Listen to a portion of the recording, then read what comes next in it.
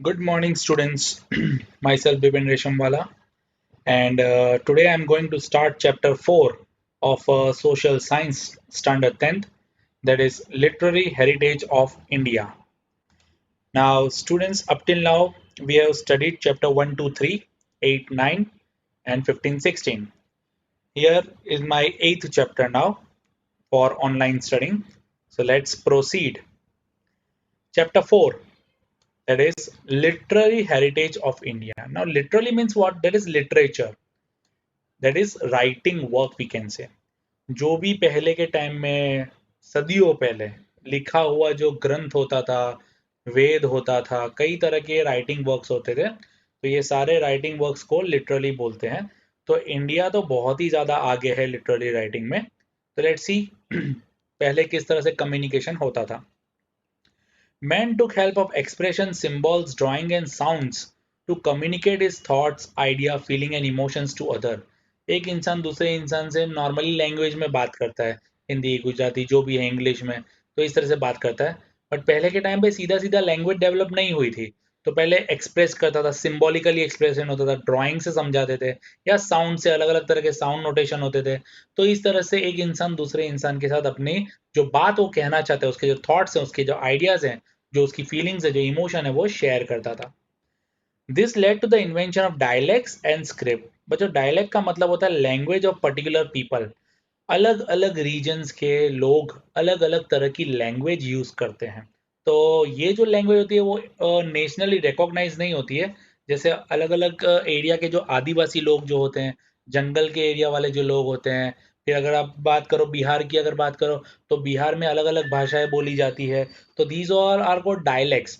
तो अगर आपको पता होगा भोजपुरी, तो भोजपुरी एक डायलेक्ट हो गया, वो लैंग्वेज नहीं है, वो एक डायलेक्ट बोलते हैं उसको। तो एक पर्टिकुलर ग्रुप ऑफ एरिया वाले लोग जो हैं वो बोलते हैं। एंड स्क्रिप्ट यानी कि होता है रिटन लैंग्वेज वर्क, जो रिटन डॉक्यूमेंट होता है उसको स्क्रिप्ट बोलते हैं। This script contribute to the development of language. तो धीरे धीरे जो है इस टाइप की अलग अलग डायलैक्ट्स और स्क्रिप्ट जो है, उससे फिर लैंग्वेज इसका निर्माण हुआ, लैंग्वेज डिस्कवर हुई। Over a long period of time, language is being used for the expressions of thought.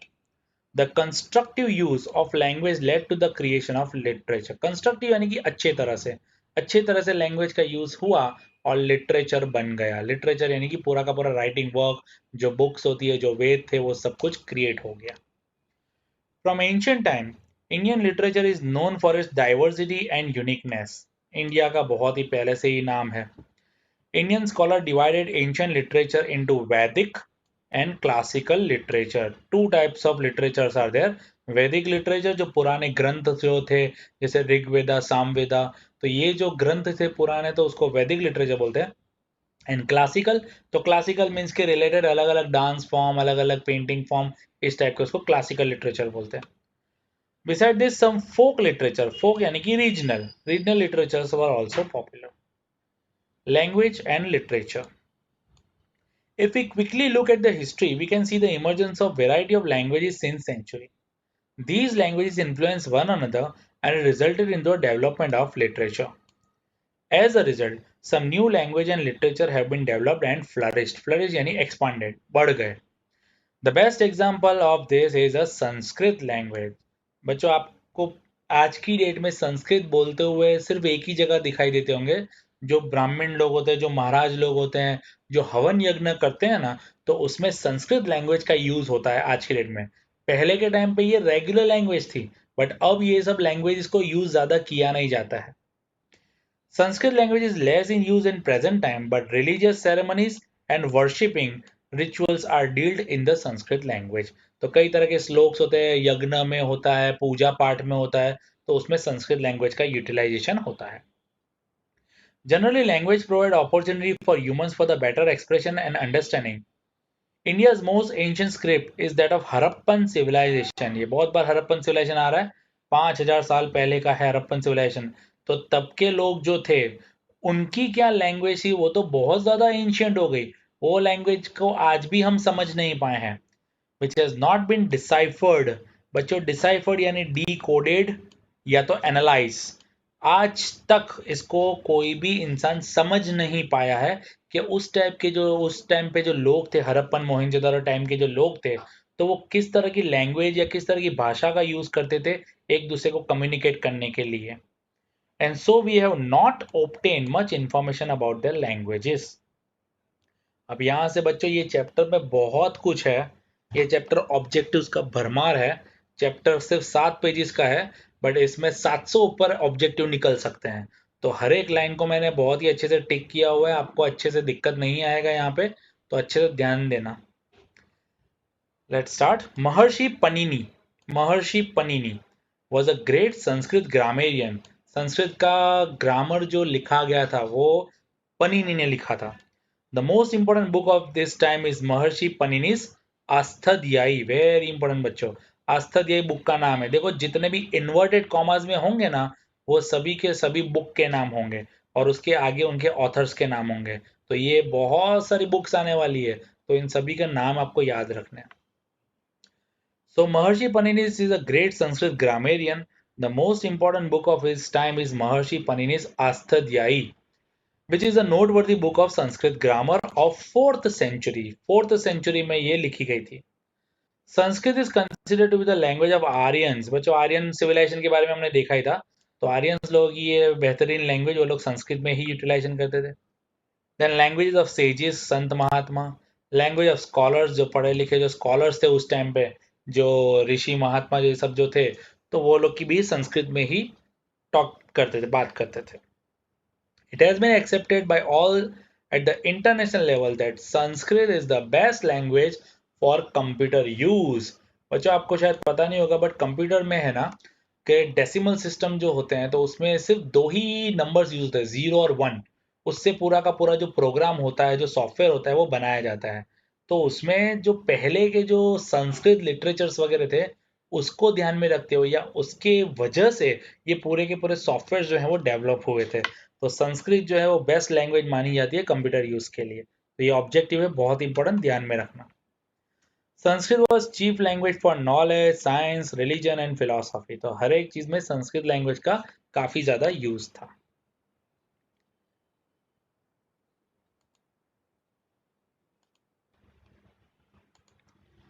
Now ancient Indian literature.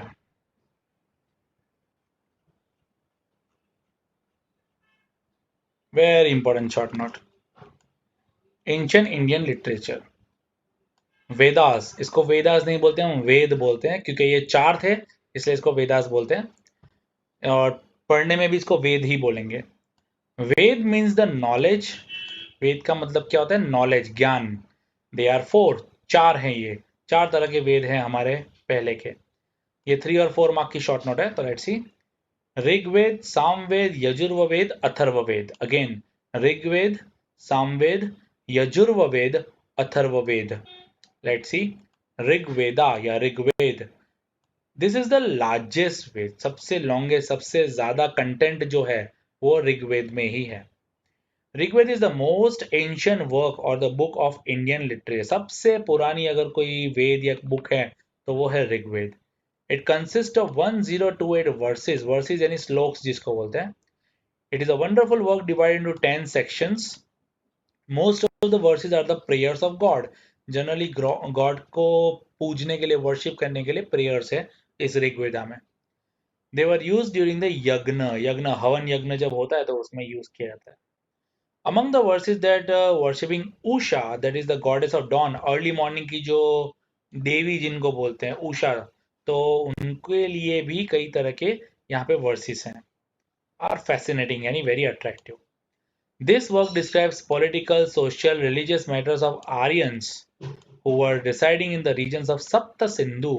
Northern पूरा जो पार्ट है वो पहले सप्त सिंधु उसको बोला जाता था।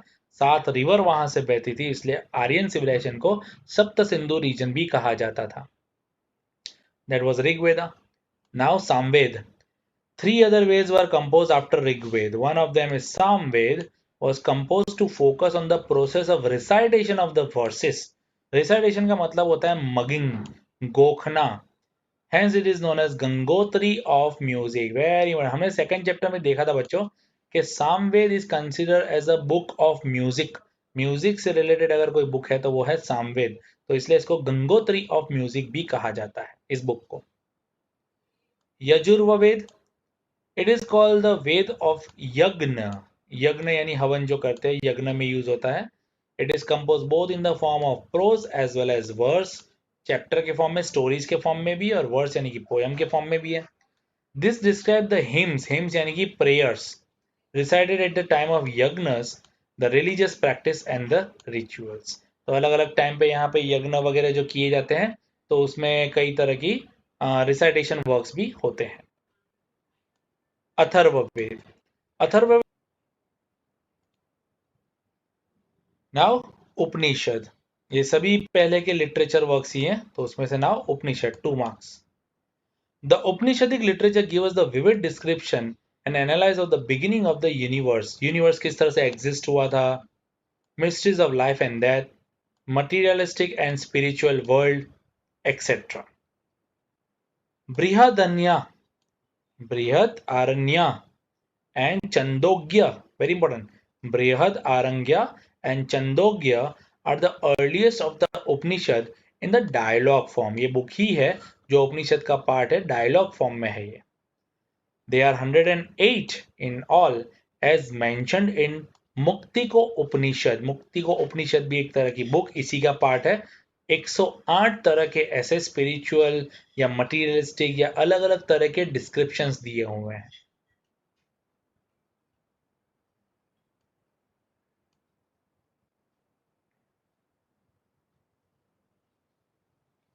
Now Brahmanical literature 2 marks.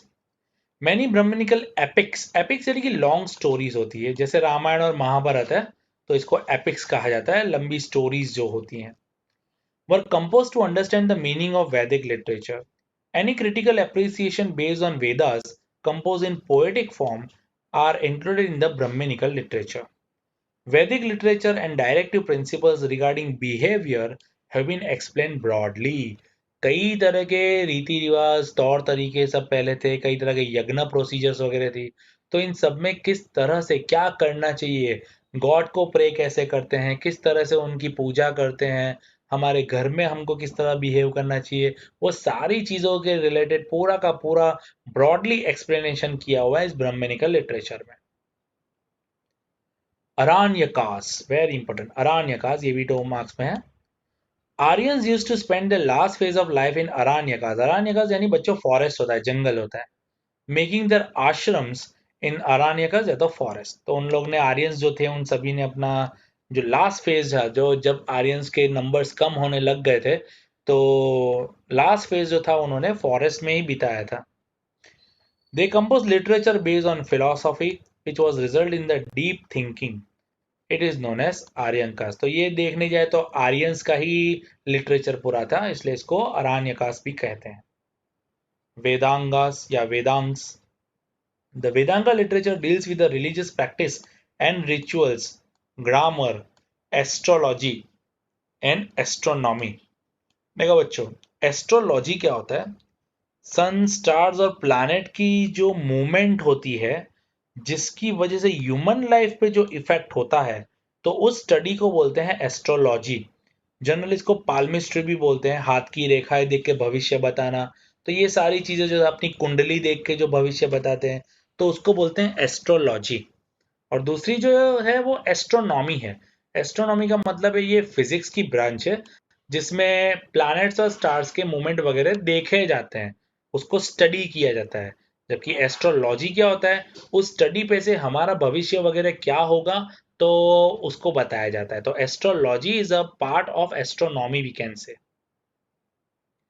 Now there are many important short notes in here, तो लेट्स सी। आप सभी को टिक करके मैंने बहुत ही अच्छे से यहाँ रखा हुआ है कौन कौन सी शॉर्ट नोट्स क्या है। तो let's see this short note, यहाँ से लेके यहाँ तक ये टिक किया हुआ है मैंने, यहाँ से लेके यहाँ तक। ये बच्चों रामायण और महाभारत की शॉर्ट नोट है।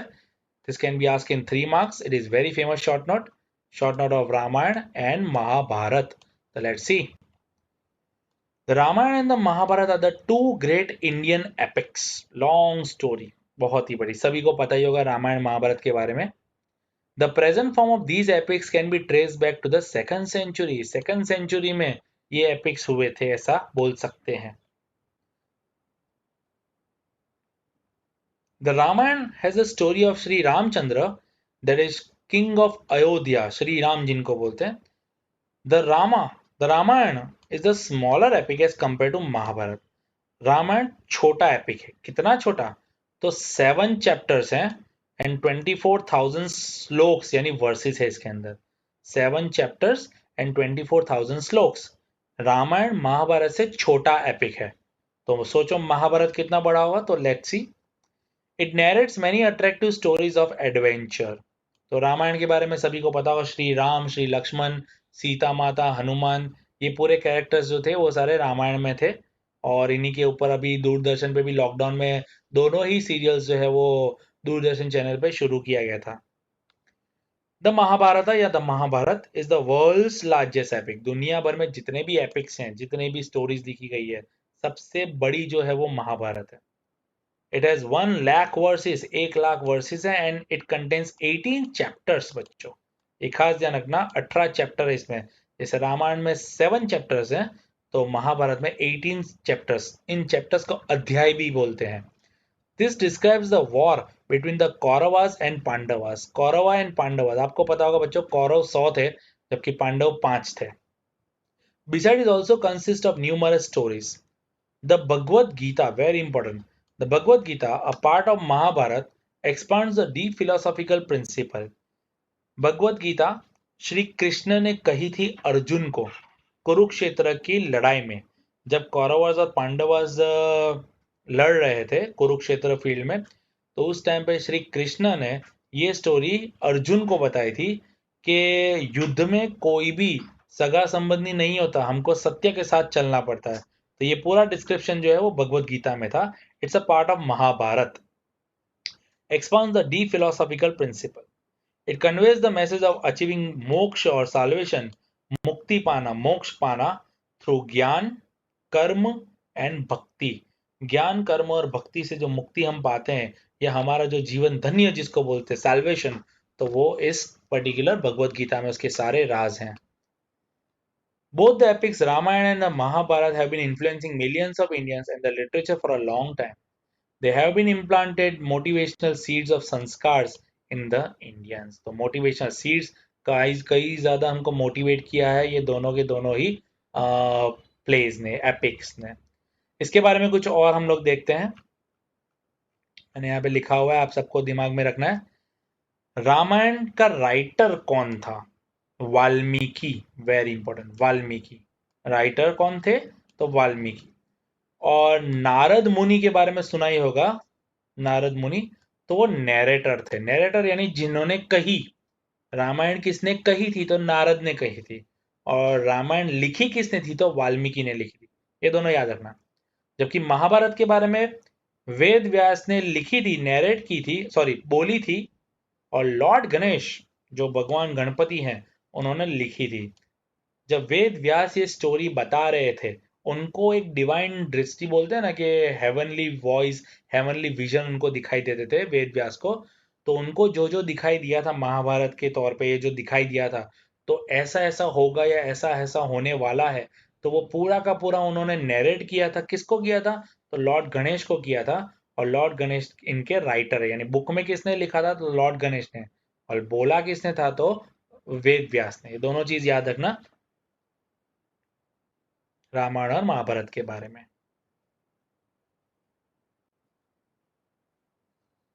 Now let's proceed further. During the period of Sanskrit literature was produced which contained a good combination of religious and worldly aspects of life. The Puranas यानी पुराण, विष्णु पुराण, चंडी पुराण, कई तरह के पुराण होते हैं, लाइफ स्टोरीज जिनको बोलते हैं, played an important role in explaining the Vedic religion of earlier time. During this period, many scriptures and smriti granth, scriptures यानी कई सारे books, and smriti granth, कई सारे books अलग अलग were composed. This scripture deal with the science and philosophy. For example, science and philosophy के field में scriptures कई तरह के लिखे गए थे, जैसे कौटिल्य ऑथर अर्थशास्त्र, अर्थशास्त्र यानी economics, very important. Book of management, economics की बुक किसने लिखी? कौटिल्य ने लिखी। क्या बुक का नाम? Arthashastra. As well as book on various topics such as arts, mathematics and other sciences. Whereas what is Smriti Granth? Smriti Granth explains the religious teaching, laws and customs. Now, Buddhist religion, very important. यहाँ से यहाँ पूरा Buddhist religion है, Buddhist literature है। 3 marks में इसको पूछा जाता है। Very important short note, it is Buddhist literature. The earlier Buddhist literature was compose in Pali. Pali क्या है बच्चे? तो लैंग्वेज है। लैंग्वेज जो है पाली, पाली लैंग्वेज में बुद्धिस्ट लिटरेचर लिखा गया था। It is divided into 3 sections known as Tripitaka. Very important, ये भी बोर्ड में पूछा गया था कि 3 सेक्शंस में डिवाइड किया गया था। तो ये तीनों तीन की कंपाइलेशन को क्या बोलते हैं? तो त्रिपिटिका इसको बोलते हैं। ये कौन से 3 त्रिपिटिका थे? इसमें कौन से 3 पिटिका थे?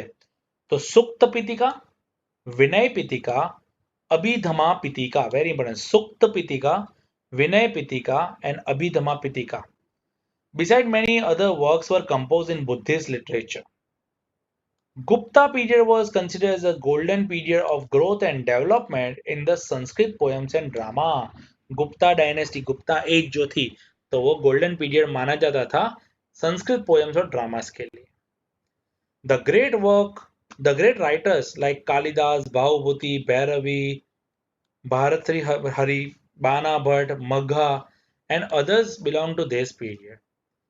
Out of this, Kalidas is known all over the world. Kalidas तो बहुत ही फेमस है. His work, कौन कौन सी बुक कालिदास ने लिखी? Very important.